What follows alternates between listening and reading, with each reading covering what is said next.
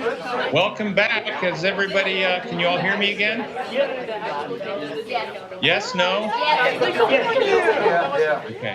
Had Christ been in the sick room, this is a quote from Desire of Ages 528. Had Christ been in the sick room, Lazarus would not have died, for Satan would have had no power over him. Death could not have aimed his dart at Lazarus in the presence of the life giver.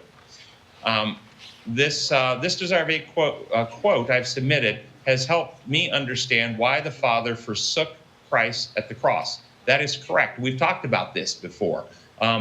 This is the reason the Father abandoned him and let him go, so that Christ could complete the mission of destroying the infection of fear and selfishness and restoring perfectly the life of love, the law of love, the spirit of love into humanity. And had the Father not let him go and stayed connected, he couldn't have died. So that's exactly right why he was abandoned. He wasn't abandoned because the Father was offended or once some type of sin record was put on him, it offended God and he couldn't look at it anymore. None of that. It was objective reality that Christ had to do this for the purpose of fixing, healing, eliminating from the human species the infection of fear and selfishness and restoring love and trust. Okay, so then it goes on to say, isn't Christ himself the life giver? Doesn't he have life in himself? If saying that the Father forsook the Son so that he could die is correct, is our understanding Christ himself the life giver? Or is it that his humanity, his life unborrowed, underived, could not keep him from dying on the cross? No, if you remember your scriptures, Jesus said, no one can take my life. I lay it down freely. This was a voluntary. Christ could have, in his own ability, chosen to stay connected, if you will, with his immortal life, and he would not have died. But he chose as a human to not access that connection. And I don't know in the cosmic realities of how these things work, how that worked in physiology, but that's the truth of it. He could have on the cross used all the divine powers of the Godhead.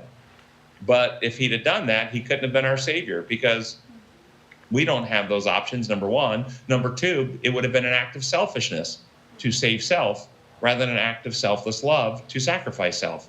And thus, it would have not purged selfishness from humanity, and it wouldn't have resulted in his death being efficacious for our salvation. So, no, I just see that Christ as a human chose, even though he had the option. And then after he completed his mission, however, having purged the cause of death, then he rose again. Yeah. So He what took ab- his life back up again. What about the Old Testament verse that says it pleased God to crush him? Yeah, what about it? What would you like to say about that, Linda? Well, people might look at, who might say that God killed Jesus on the cross, might look at that text to say that he did. Okay, so that is a poor translation of the text. Yeah. God was pleased for the results of what the action would cause. And that, if you read the text as a whole, he was satisfied. So I've given this metaphor. If you had a child dying of leukemia, what is the only thing that satisfies you? Sure. A cure.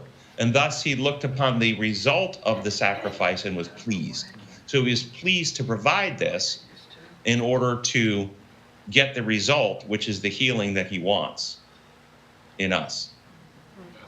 Alrighty. Thank you all, and I'll see you next week. Have a good week. Yeah.